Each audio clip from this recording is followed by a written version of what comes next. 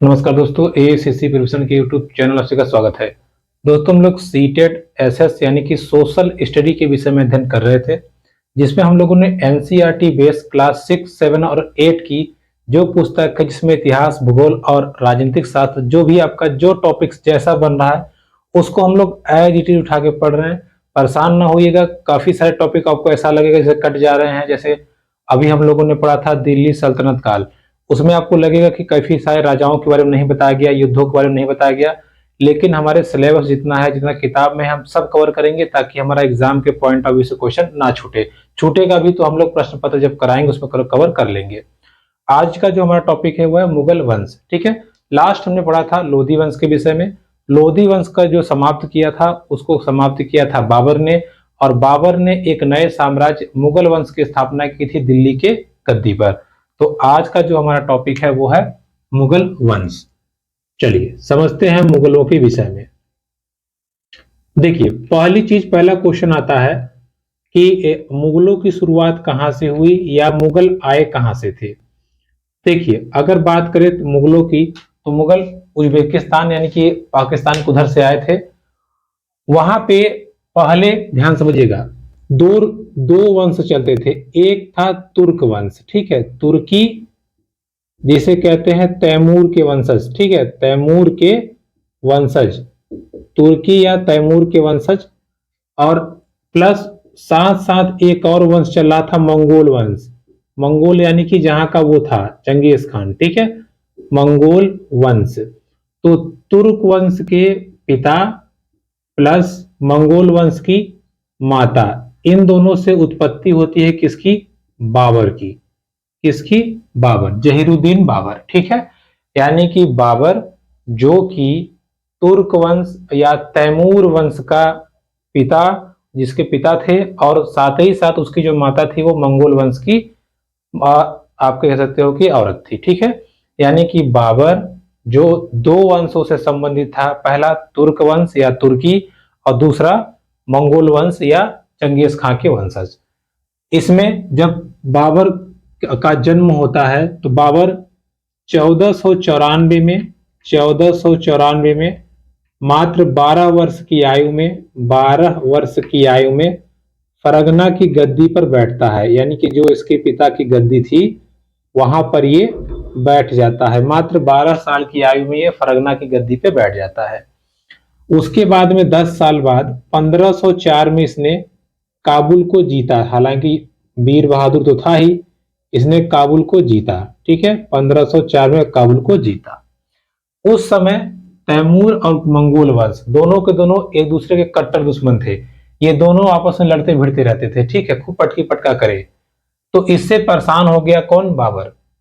जब वो परेशान हो गया तो उसने सोचा कि अब मुझे यहां से चलना चाहिए, और इसीलिए वो तलाश में था, मौके की तलाश में था कि कब वो इंडिया पे या भारत पे आक्रमण करे, ठीक है। और साथ ही साथ बाबर अपने आप को कभी भी मंगोल वंशज नहीं बोलता था। उसने कहा था, वो कहता था कि मैं तुर्की हूं, यानी कि तुर्क वंशज का हूं, तुर्क वंशज का हूं, यानी कि तुर्की। इसलिए आप पढ़ेंगे तो बाबर में लिखता है कि बाबर तुर्क से आया था, वो तुर्की था। तो ये अपने आप को तुर्क वंश का मानता था। इसलिए मानता था क्योंकि 1398 में तुर्की लोगों ने भारत पे कब्जा किया था, इसलिए अपने आप को क्या मानता था? ये अपने आप को तुर्क वंश का मानता था, ठीक है, तुर्क वंश का अपने आप को ये मानता था। क्लियर? तो भारत पे कब्जा करने के लिए अब ये मौके की तलाश में था। इधर भारत में किसका शासन था? इब्राहिम लोदी का। लोदी वंश का अंतिम शासक था इब्राहिम लोदी। इसका शासन यहाँ पे चल रहा था। इब्राहिम लोदी के चाचा दौलत खान लोदी, ठीक है, दौलत खान लोदी। इन्होंने क्या किया? इन्होंने न्योता दे दिया किसको? बाबर को। बाबर को न्योता दिया, आओ आओ आओ इसको मार के भगा दो। दौलत खान लोदी ने सोचा जैसे महमूद गजनी आया था, लूट लाट के चला गया था, वैसे ही बाबर आएगा, मारेगा इनको, पैसा से लूट के चला जाएगा, बाकी राजा हम बन जाएंगे। लेकिन केस पड़ गया उल्टा। जब बाबर आया, ध्यान समझिएगा, जब बाबर आया तो बाबर और इब्राहिम लोदी के बीच युद्ध होता है। कहां होता है?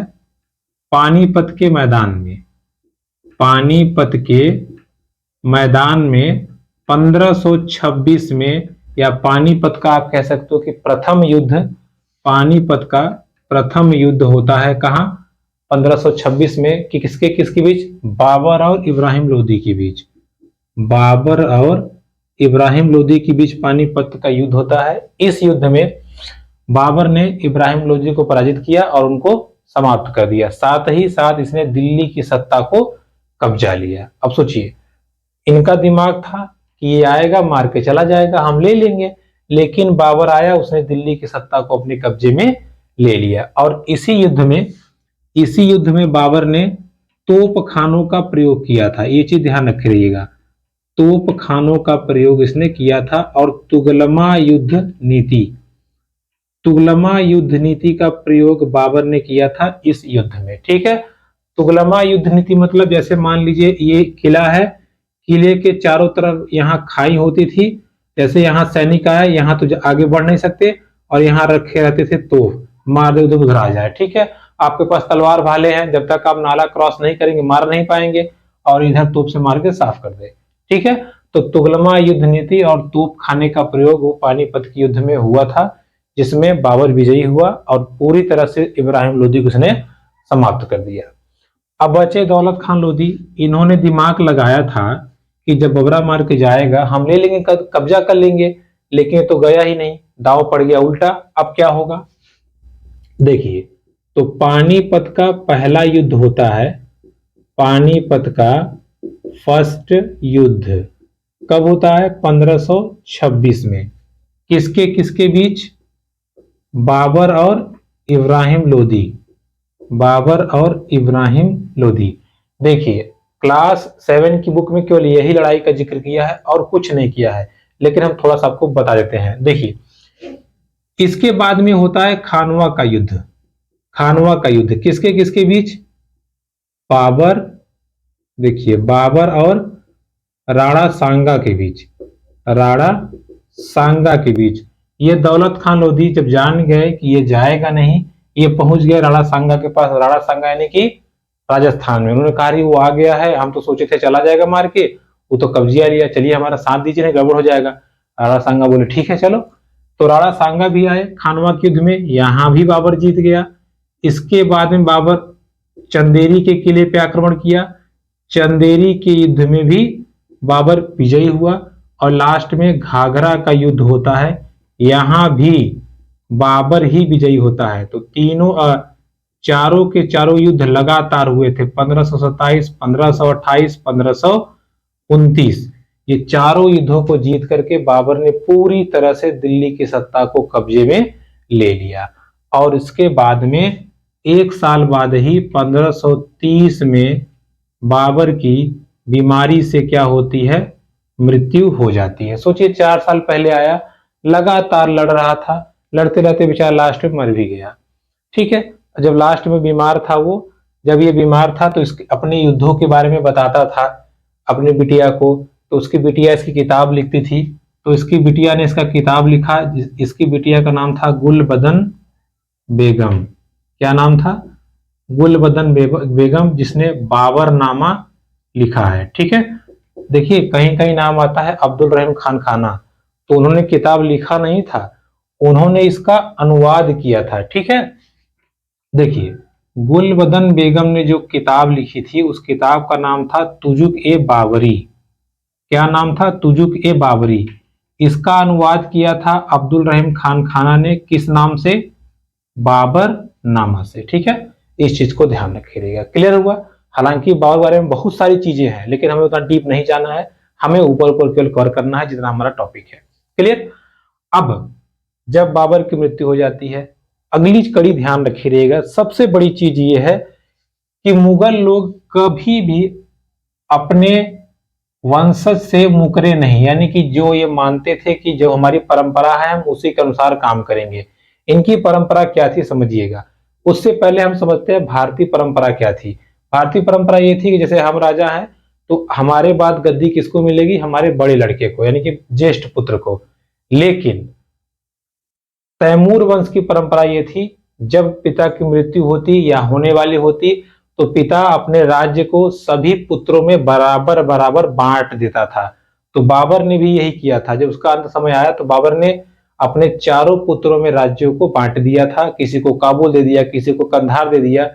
जो उसमें जो दिल्ली का हिस्सा आया था वो किसका आया? हुमायूं का। ठीक है, तो बाबर के बाद में इसका जो वंशज आया वो कौन आया? हुमायूं। और हुमायूं दिल्ली की गद्दी पे बैठा। कब बैठा? जब बाबर की मृत्यु हुई 1530 में, तब वो दिल्ली की गद्दी पे बैठता है। ठीक है, चलिए देखिएगा। तो यहां थोड़ी सी हम जिक्र करते हैं हुमायूं की।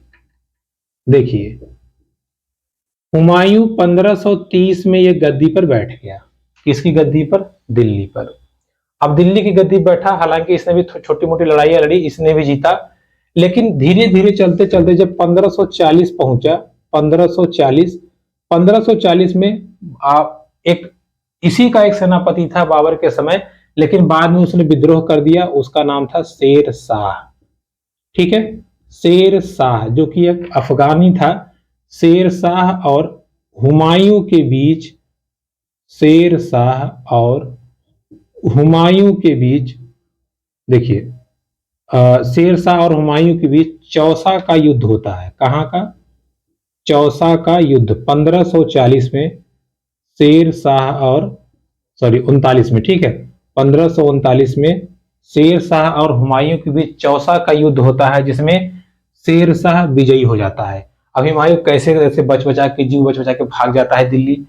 दिल्ली भाग करके हुमायूं 1540 में फिर आता है वापस, और फिर युद्ध होता है किसके बीच? शेर शाह और हुमायूं के बीच 1540 में फिर युद्ध होता है, और ये युद्ध होता है बिलग्राम में, या आप कह सकते हो कन्नौज में। कन्नौज जो कि उत्तर प्रदेश में है। ठीक है, 1540 में फिर युद्ध होता है शेरशाह और हुमायूं के बीच। इस बार शेरशाह फिर जीत जाता है और हुमायूं को दौड़ा लेता है। चलो भागो, कहां तक भागते हो। हुमायूं भागते भागते गद्दी तक पहुंचता है, शेरशाह वहां भी पहुंच जाता है। तो हुमायूं अपनी गद्दी छोड़ के भाग जाता है और दिल्ली की सत्ता पे 1540 में शेर शाह ने कब्जा कर लिया। शेर शाह ने कब्जा कर लिया और 1540 से लेकर के 1555 तक शेर शाह इसकी गद्दी पर बैठा रहा। या आप कह सकते हो कि शेर शाह के वंशज दिल्ली पे राज्य करते रहे। ठीक है, शेर शाह की हालांकि मृत्यु हो जाती है बाद में, लेकिन इसके वंशज राज्य करते रहे। इस दौरान हुमायूं भाग गया कहां? काबुल, अपने भाइयों के पास। और वो इंतजार कर रहा था कि कब शेर शाह कमजोर पड़े और कब मैं वापस आऊं। तो 1555 में हुमायूं वापस आता है, फिर शेर शाह की गद्दी पर जो बैठा था उसको हराता है, मतलब सूरवंश की गद्दी पर जो बैठा था उसको हराता है और पुनः मुगल वंश की स्थापना करता है। तो आप देखेंगे, अब देखिए ये कहानी को आप थोड़ा नोटिस करें तो 1540 से 1555 तक का जो सेक्शन था वो मुगलों का नहीं था, वो मुगल वंश यहां से गायब हो गया था। तो इसीलिए इसको हम दो पार्ट में पढ़ते हैं। पहला पार्ट क्या था हमारा? 1530 से 1540 तक हुमायूं गद्दी पे बैठा था, फिर ये 1555 में वापस आया, लेकिन 1556 में इसकी मृत्यु हो गई। ठीक है, दीन पनाह था एक, इसने घर बनवाया था दीन पनाह, वहां की सीढ़ी से ये उतर रहा था तो वहां से गिरा, लड़बड़ाते लड़बड़ाते मर गया। ठीक है, सोचिए 1 साल हुआ बेचारा आया मर गया, और इसके पहले 10 साल तक था, लेकिन 15 साल फिर बाहर था। लेकिन जब ये मर गया तो अब इसकी गद्दी मिली किसको? इसके लड़के को। इसके लड़के का नाम क्या था? अकबर। अब ध्यान रखिएगा, यहां से कहानी शुरू होती है अकबर की। अकबर को 1556 में गद्दी मिल जाती है। ठीक है, 1556 में गद्दी इसको मिल जाती है अकबर की, और उसकी आयु इस समय मात्र 13 वर्ष थी। ठीक है, कहीं कहीं 14 वर्ष भी लिखा है, तो लेकिन हम मोटा मोटा समझते हैं 13 वर्ष इसकी आयु थी। ठीक है, 13 वर्ष की आयु में अकबर गद्दी पर बैठता है। चूंकि अकबर एक बच्चा था, लड़का था, तो एक हिंदू राजा थे जिनका नाम था हेमू। हेमू को लगता है यही मौका है, हम मुगलों को खदेड़ देंगे या मुगलों को भगा देंगे, और हेमू चढ़ाई कर देते हैं किसके ऊपर? अकबर के बीच या अकबर के ऊपर। तो हेमू और अकबर की लड़ाई होती है 1556 में, कहाँ होती है? पानीपत के द्वितीय युद्ध में या पानीपत के दूसरे युद्ध में। ठीक है, तो पानीपत का जो दूसरा युद्ध होता है वो अकबर और हेमू के बीच होता है, लेकिन अकबर का इस समय एक कटप्पा साथी था जिसका नाम था बैरम खान। बैरम खान, जिसकी मदद से अकबर इस युद्ध में जीत जाता है और मुगलों की सत्ता फिर से भारत में मजबूत हो जाती है। इस चीज को ध्यान रखिएगा। दो लड़ाइयां बहुत महत्वपूर्ण हैं। पहली जो बाबर ने लड़ी थी, पानीपत का पहला युद्ध, और दूसरा जो अकबर ने लड़ा था, क्योंकि इस समय भी सत्ता हाथ से जा रही थी लेकिन वापस आ गई। ठीक है, तो ये चीज आप ध्यान रखिएगा। 1556 में दूसरी लड़ाई किसके किसके बीच हुई? अकबर और हेमू के बीच, जिसमें अकबर विजयी रहा और अब यहां से मुगलों का सत्ता यहां पे पूरी तरह से मजबूत हो गई। क्लियर हुआ?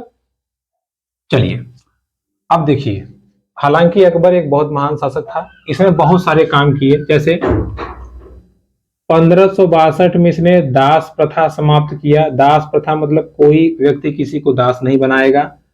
1563 में इसने तीर्थ यात्रा कर को समाप्त कर दिया। तीर्थ यात्रा कर मतलब जैसे जो अपने देवी देवता दर्शन करने जाए उसको पैसा देना पड़ता था सरकार को, इसने बंद कर दिया। 1564 में इसने जजिया कर समाप्त कर दिया। 1564 में इसने जजिया कर को समाप्त कर दिया। 1575 में इसने इबादत खाने की स्थापना की। अब ये इबादत खाना क्या था? इबादत खाना मतलब एक ऐसा महल जिसमें सभी धर्मों के लोग जाकर के शांतिपूर्वक पूजा पाठ कर सकते थे। साथ ही साथ इसने 1582 में दीन ए इलाही धर्म की शुरुआत की। दीन ए इलाही मतलब सब ईश्वर के संतानें हैं। दीन ए इलाही धर्म को मानने वाला पहला व्यक्ति कौन था? अकबर। ये देखिए हम आप सॉरी बीरबल, ये हम आपको एक्स्ट्रा बता रहे हैं, ये किताब में नहीं है। ठीक है, लेकिन इंपॉर्टेंट टर्म्स है तो हमने आपको समझा दिया है। ठीक है, तो ये बात हो गई किसकी? अकबर की। समझ में आया आपको? ये कुछ काम किसके थे? अकबर के थे। अकबर के समय का सब एक बहुत अच्छा काम था मनसबदारी प्रथा। अब ये प्रथा क्या थी समझिएगा। मनसबदारी प्रथा, देखिए मनसबदारी प्रथा में एक विशेष पद मिलता, पद में आपको पैसा मिलता, वेतन। ठीक है, और वेतन में आपको क्षेत्र मिलता। देखिए इसका मतलब आप समझिएगा। जैसे मान लीजिए हम बहुत कुशल है, हमने कहा इस गांव का मुखिया हमको बना दीजिए। अकबर कहे ठीक है बना देते हैं।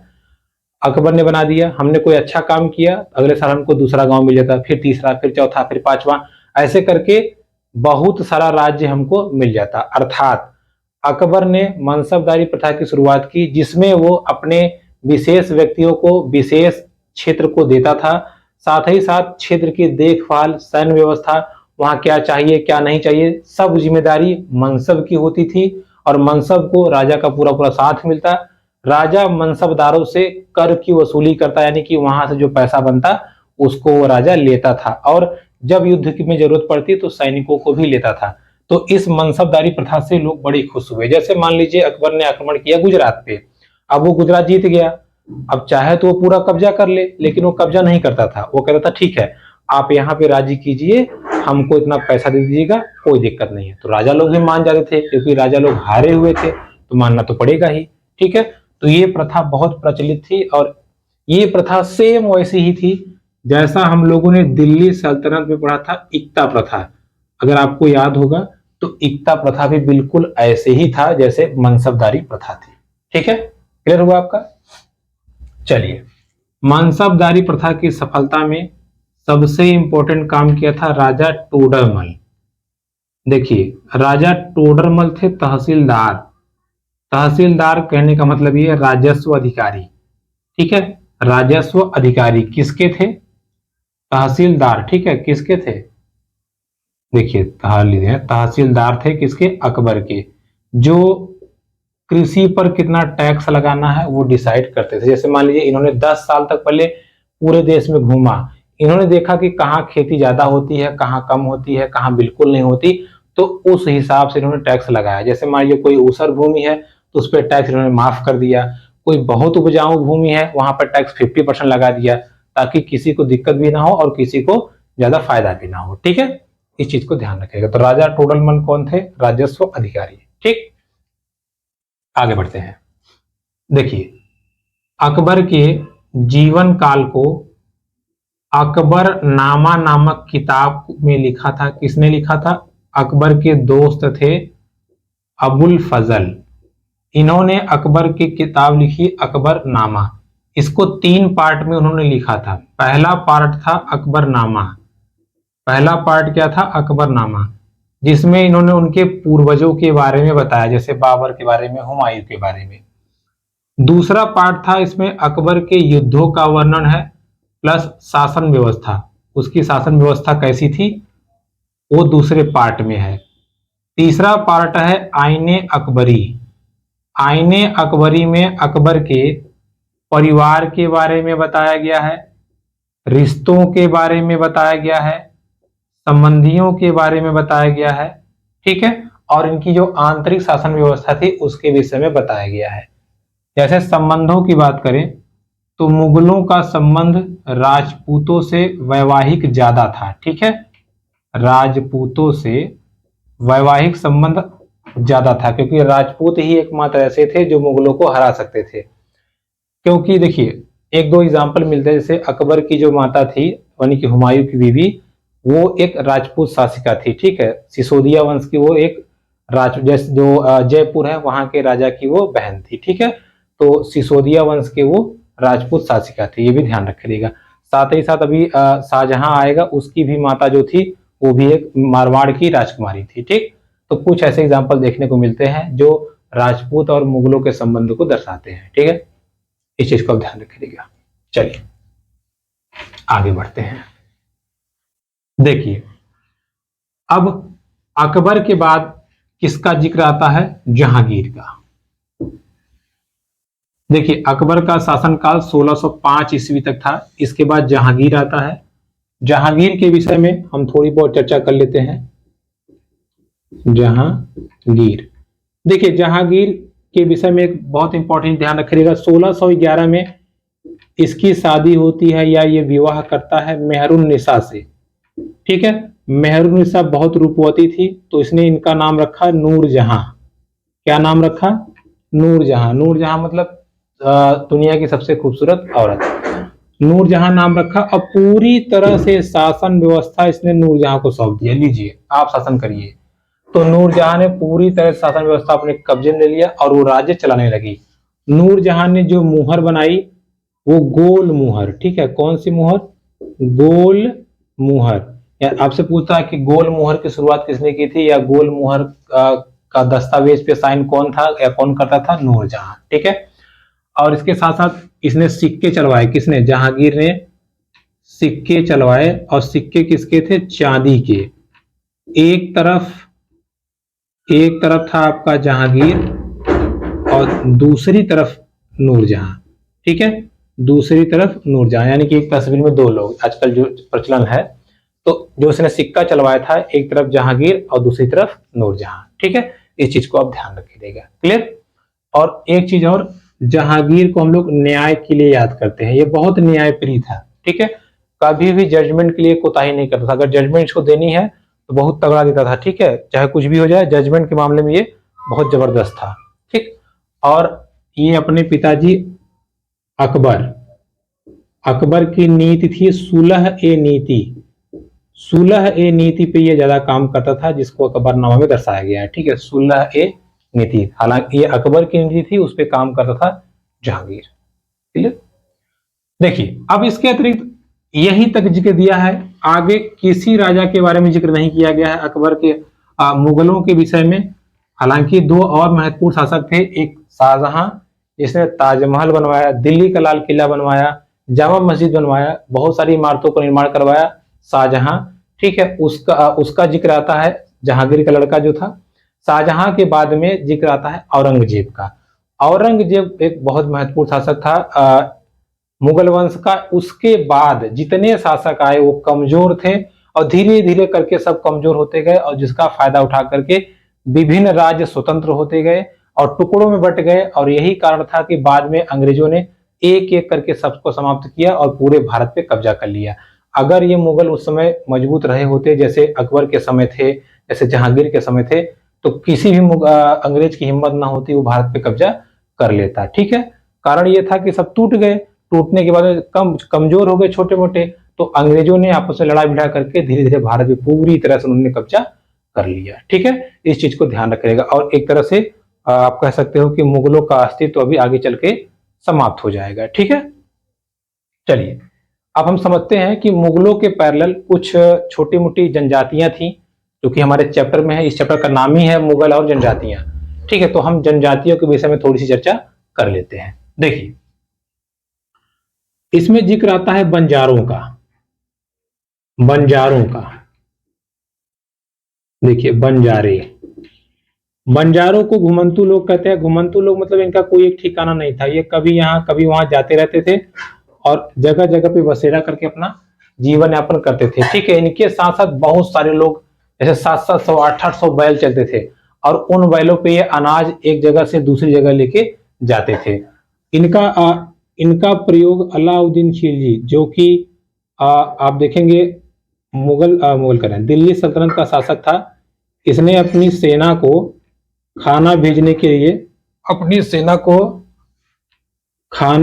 के लिए इन बंजारों का प्रयोग किया था। ठीक है, तो बंजारों का आप जिक्र कहेंगे या बंजारों का जो कारवां था, आप कह सकते हो, जो उनका ग्रुप था, जब बंजारे चलते थे तो उनको हम लोग कहते थे टांडा। ठीक है, इस चीज को आप ध्यान रखिएगा, क्या कहते थे? टांडा। और बंजारों को तो मैंने आपको बता ही दिया। ठीक है, इनका जो कारवां चलता था, जो ग्रुप चलता था, उसको बोलते थे टांडा। और एक अंग्रेज है पीटर, ठीक है, इसने बंजारों का जिक्र किया हुआ है अपनी किताब में। बंजारों का जिक्र किया हुआ, इसने कहा कि जब मैं भारत गया तो मैंने देखा कई सारे लोग 700 800 बैलों के साथ घूम रहे हैं, उनके पास घर द्वार नहीं है, वो केवल घूम घूम के अपना जीवन यापन करते हैं, जिनको क्या कहा जाता था? बंजारा। ठीक है, तो बंजारों का जिक्र आता है, तो ध्यान रखिएगा। आपसे पूछता है कि बंजारों के कारवां को क्या कहते थे? टांडा। किस शासक ने बंजारों की मदद से अपनी सेना को मदद पहुंचाया? अलाउद्दीन खिलजी। ठीक है, अब बात करते हैं हम जनजातियों की। किसकी? जनजातियों की। देखिए, जनजातियां, देखिए भारत में अभी भी ये जनजाति है गोंड जनजाति।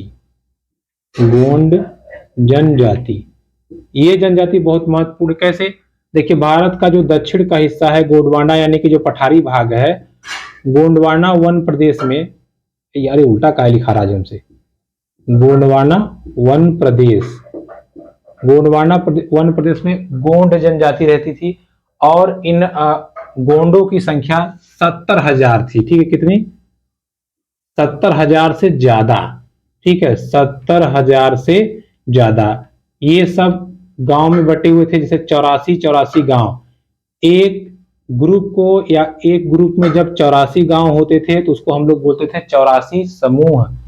इनको पुनः 12-12 के ग्रुप में बांटा गया था। ठीक है, जैसे अगर मान लीजिए 84 का ग्रुप है, 84 गांव का, तो उसको बोलते थे 84। ठीक है, जब फिर 12-12 गांव के ग्रुप में बांट दिया गया तो उसको बोलते थे बरहोत। ठीक है, बरहोत समूह। क्लियर हुआ आपका? यानी कि लगभग 70,000 से ज्यादा जनजातियां थी या 70,000 गांव थे। इन गांवों को 84 भाग में बांटा गया था। एक 84 भाग को 84 बोलते थे, फिर उनको पुनः 12-12 में बांटा गया था, जिनको बरहोत बोलते थे। इनका जो नेता था, इनका जो शासक था, दलपत शाह। दलपत शाह, इसने रानी दुर्गावती से शादी की थी। ठीक है, रानी दुर्गावती से इसने शादी की थी। बाद में जब इसकी मृत्यु हो जाती है दलपत शाह की, तो दुर्गावती की लड़ाई हो जाती है किससे? दुर्गावती की लड़ाई हो जाती है मुगलों से। मुगल का जो सेनापति था आसिफ खान, आसिफ खान से लड़ाई हो जाती है, जिसमें रानी दुर्गावती बहुत वीरता से लड़ती है, लेकिन लास्ट में इनकी मृत्यु हो जाती है और मुगल लोग इस जनजाति को अपने राज्य में मिला लेते हैं। ठीक है, तो इस चीज को ध्यान रखिएगा। तो गोंड जनजाति को हल्के मत लीजिएगा। गोंड जनजाति इतनी जबरदस्त थी, जिसका आप देख सकते हैं, जिसको पराजित करने के लिए मुगलों को युद्ध करना पड़ा था। ठीक है, इसके बाद दूसरी जो महत्वपूर्ण जनजाति देखने को मिलती है अहोम जनजाति। अहोम जनजाति, देखिए अहोम जनजाति मुख्यतः म्यांमार से आई थी और ये भूइयां लोगों को हरा करके ब्रह्मपुत्र घाटी पे कब्जा करके रह रही थी। ठीक है, भूइयां जो लोग थे उनको हराई, पहले म्यांमार से आई, भूइयां लोगों को हराई और ब्रह्मपुत्र घाटी यानी कि असम वाले इलाके में इन्होंने अपना कब्जा जमाया और ये वहां रहते थे। बाद में मीर जमाल, ये भी कौन था? मुगल। मीर जमाल मुगल, इसने इन लोगों को, अहोम जनजातियों को हराया और इनको हरा करके पूरी तरह से मुगल में मिला लिया। इसकी जानकारी हमें बुरुंजी, ठीक है, बुरुंजी नामक एक किताब है, कृति है, इसमें इसकी जानकारी हमें प्राप्त होती है कि अहोम नाम की कोई जनजाति थी जिसको असमिया भाषा में लिखा गया है। ठीक है, क्योंकि ये लोग आसाम में थे तो असमिया भाषा में बुरुंजी किताब लिखी गई है जिसमें अहोम जनजातियों के बारे में बताया गया है कि कैसे कैसे वो लोग आए, कैसे कैसे बसे और फिर बाद में मुगलों ने उन्हें हरा करके उनकी सत्ता पे कब्जा कर लिया। ठीक है, इस चीज को ध्यान रखे रहिएगा। चलिए अब ये देखिए, कुछ और जनजातियां थी, जैसे गोंड और अहोम जो जनजातियां थी वो बहुत बड़े मार्जिन में थी, लेकिन ये कुछ जनजातियां थी जो छोटे छोटे टुकड़ों में थी, तो इनको भी हम एक निगाह देख लेते हैं। देखिए 13वीं 14वीं शताब्दी में खोखर जनजाति थी जो बाद में जब थोड़ा सा विकसित हुई तो उसको गख्खर जनजाति के नाम से भी जाना जाता था, जो कहाँ थी? पंजाब में थी। उसके बाद बात करें लंगाह और अरघुन जनजाति, ये दो छोटी छोटी जनजातियां थी, ये कहाँ थी? मुल्तान और सिंध में। मुल्तान और सिंध में थी, यानी कि लगभग पाकिस्तान वाले इलाके में। उनको पराजित किया किसने? मुगलों ने, यानी कि ज्यादातर जनजातियों को मुगलों ने ही समाप्त किया था और समाप्त करके अपने राज्य में मिला लिया था। बलोच जनजाति की बात करें तो ये उत्तर पश्चिम में थी, मतलब इधर ही इलाके में। गड्डी और गरेड़िया पश्चिमी हिमालय में थी। नागा और अहोम उत्तर पूर्व में थे। अभी हमने पढ़ा था अहोम जनजाति जो कहाँ थी? असम में, यानी कि पूरब वाले इलाके में। भारत का उत्तर पूर्वी इलाका यही है, वहां पे थे नागा और अहोम जनजाति। ठीक है, चेर यानी कि मुंडा और संथाल, चेर जनजाति, उनमें दो ग्रुप था, मुंडा और संथाल। ये कहाँ थे? ये भी आपके थे भारत में, जिसको मान सिंह ने, अकबर का सेनापति था मान सिंह, उसने हराया था, लेकिन पूरी तरह से समाप्त किसने किया था? औरंगजेब ने। औरंगजेब ने काट कूट के एकदम साफ कर दिया। ठीक है, फिर बात आती है कोली जनजाति की जो कर्नाटक और महाराष्ट्र में थी। बेराद जनजाति जो मध्य भारत में थी, और लास्ट में आपका भील जनजाति, ये भी बहुत इंपॉर्टेंट है। ठीक है, कैसे है समझिएगा। भील जनजाति सबसे ज्यादा थी महाराष्ट्र में, मध्य प्रदेश में, छत्तीसगढ़ में, आंध्र प्रदेश में, यानी कि पूरा ये नीचे वाले इलाके में कौन थे? भील जनजाति। और नीचे वाले इलाकों में ही कौन थे? गोंड लोग। ठीक है, तो ये गोंड वाले का ही समूह था, इस चीज को आप ध्यान रखिएगा। ठीक है दोस्तों, ये थी आज की हमारी क्लास जिसमें हम लोगों ने मुगलों को समझा। इसके साथ साथ कुछ मुगल संबंधित कुछ इमारत है, कुछ संस्कृति है, वो हम लोग अगले चैप्टर में अध्ययन करेंगे। वीडियो पसंद है तो प्लीज लाइक, कमेंट, शेयर करने चलें। धन्यवाद।